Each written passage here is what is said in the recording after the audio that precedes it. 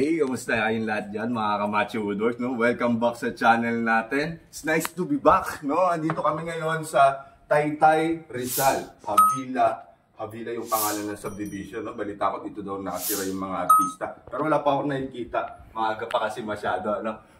For today's video, syempre pakikita ko sa inyo yung isa sa mga nagwawalang project ng Macho Woodworks ngayong 2025, no? Isa to sa pinaka talagang pinagmamalaki ko talaga na na-accomplish namin itong project na to.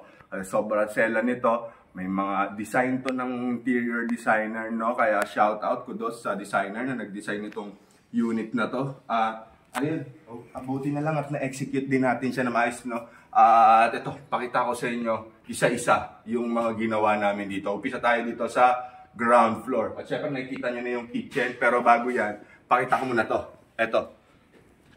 Itong ating entertainment, ano, na talagang pangmalakasan, ano. Ayan, nakita nyo hanggang taas yan, no. So, naging challenge talaga sa amin yung pagkabit nito. Ayan, meron kaming video na kinakabit namin to. Medyo di pa nakaayos dito. Nag-set up tayo ng scaffolding. Tapos, ayan, makyat tayo syempre hanggang taas.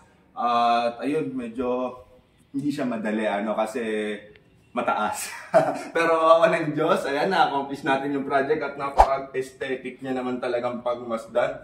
Sobrang ganda niya talaga tignan, ano. Wala kang makikitang screw, lahat yan naka-magic. Puro nakaplano talaga yan lahat, no, bago natin isalpak yan, talagang naparaginipan pa muna natin yan, ano. Tapos ito, itong mga wall cladding na to, ayan, lahat yan, puro atake na natin yan. Kinuha natin yung mga salamin na yan sa Sturdy Builders. Shout out sa Sturdy Builders. Ayan, mga salamin. Full size mirror, no? Medyo mahirap talaga maghanap ng mga ganyan salamin na pang floor to ceiling, pero meron sila niyan. Tapos, eto, na yung kitchen natin, ano? Welcome sa ating kitchen, no? Ngayon na-appreciate na talaga yung, ano, yung mga ginawa natin kasi may mga appliances, ay may mga ano na, may mga furnitures na, ano, kasi kompleto na rin. Kompleto na yung mga appliances natin. Hindi ko na rin siguro bubuksan isa-isa, ano, pero ito, yan, for example, sila yung mga gamit na. Ayan, meron tayo syempre full down mechanism. Ang bigat pala nito pag may mga laman na, ano. Pero ayan na siya. Okay na siya. Tapos, ayan, meron tayong display cabinet nito na may ilaw. Ayan, lumiliwa na yung ilaw. Inintay ko talaga medyo dumilim-dilim para ma-appreciate yung mga ilaw ng project natin. Ano? Nakakatuwa lang dito kasi talagang well-organized dito. Kasi dito talaga yung mga switch niyan lahat. Ayan, ayan yung switch ng ating backsplash and kitchen. Bago kami pumasok dito, talaga naka-organize na yung mga electrical, naka-ready na yung mga outlet, ano. At ayun, yun yung mga accessories ng kitchen natin. At ito, may mga puro, ano tayo dito, puro bifold mechanism, ano. Ayan. Tapos ito, alam nyo ba na dito napunta yung para sa internet, yung router. Ang ganda nga naman ng bahay nila, wala nakakalat na router, ano. Nandito sa ibabaw ng rep kasi nandiyan nakalagay yung abang. So, hindi pwedeng basta-basta pinto lang ang ilagay natin dito. Kaya nilagay natin to ng screen na pinto, no? Yan yung ginawa natin, nilagay natin siya ng security mesh. Ayan, no? Sakto-sakto. Yung pa rin yung profile na gamit natin, kung ano yung profile ng mga glass door natin. Tapos andyan, yung mga internet nila, yung mga router. Hindi kasi pwede na sarado yan, ano? Kailangan makakapag ano pa siya ng signal. Pero napaka-aesthetic pa rin siyempre pag masdan. At ayan, quartz on top natin. Quartz, then glass pa rin, kung ano yung material na ginamit doon, yung material ng backsplash natin. Ayan, napakaganda, napaka-aesthetic talaga pag masdan. At hindi lang yan yung project natin dito.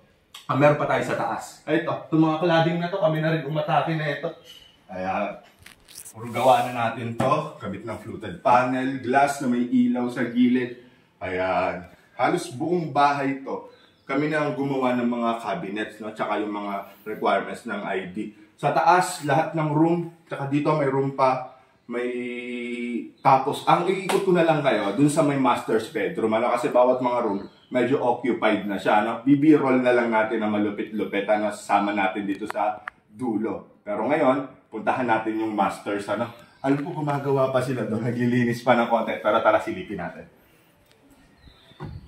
Nandito na tayo ngayon sa second floor. Pakita ko na sa inyo yung walk-in closet. Ay, master's bedroom na may walk-in closet. Medyo hindi ganun kalakihan itong master's bedroom na to, pero nagawa pa rin ng paraan na siyempre malagyan ng walk-in closet. Meron CCTV cabinet pa dito. Isarado natin muna yung pinto. Ayan. Maraming cabinets talaga dito. Ito, pakita ko sa inyo itong walk-in closet. Ayan. Medyo maliit na lang yung depth ng vanity, ano? Kasi talagang maliit lang yung, ano. Yan. Ito na, may mga damit na kaya hindi na rin natin siya masyadong bubuksan, ano. At ayan, ito yung walk-in closet. Tapos ito naman yung CCTV area. Ayan, may mga drawers to. Ayan. Okay na yan. Tapos glass door, display. Ayan, naka-organize yung mga cables. Tapos meron kaming ginawang malakas dito sa CR. Tara, pakita ko sa inyo. Let's go. Hiko siguro. Okay, para makakunan mo. Ayan. Alright. Ayan, kita ba? Ayan, ito ang ganda nitong ano. Ayan, oh.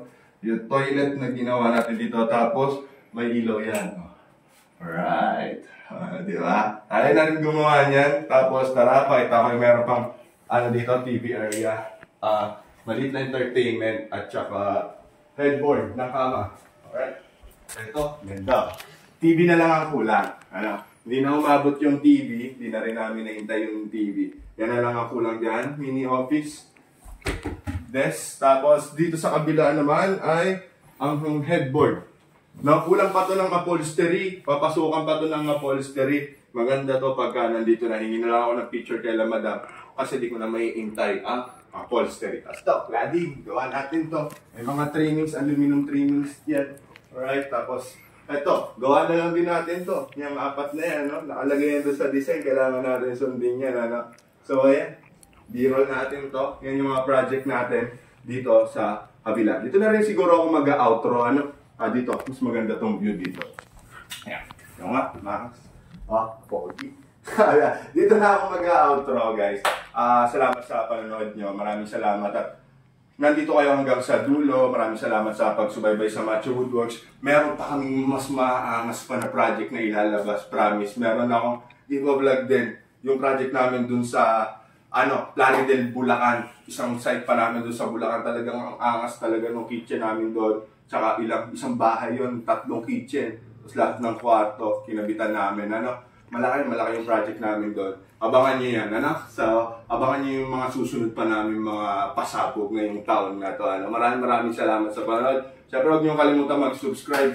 Subscribe na kayo sa channel namin para marami pa tayong mga susunod na video na abangan. Hindi nyo mamimiss yung mga bago namin mga video. So, yun. Maraming salamat sa inyo, guys. See you guys next time. Paalam. At ayun, nabigyan tayo ng pagkakataon ni Madam na makapagbigay ng konting words para sa Macho Woodworks at hindi lang para sa amin, para din sa mga nanonood, sa mga subscribers, sa mga nasa abroad na naghahanap din ng mga cabinet makers. Merong konting isi-share lang sa inyo si Madam.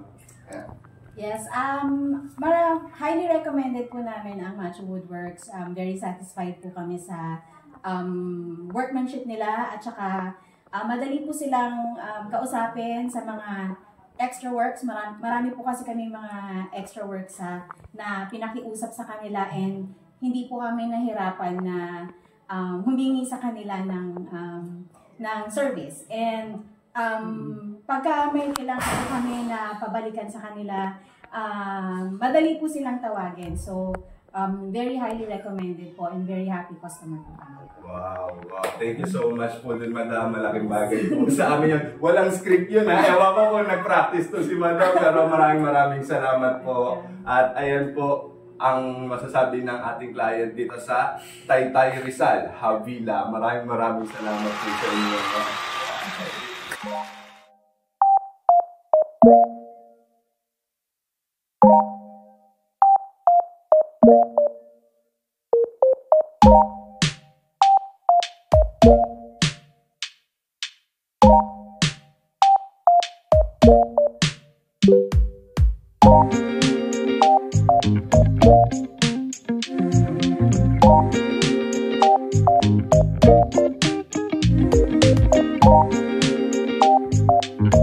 you.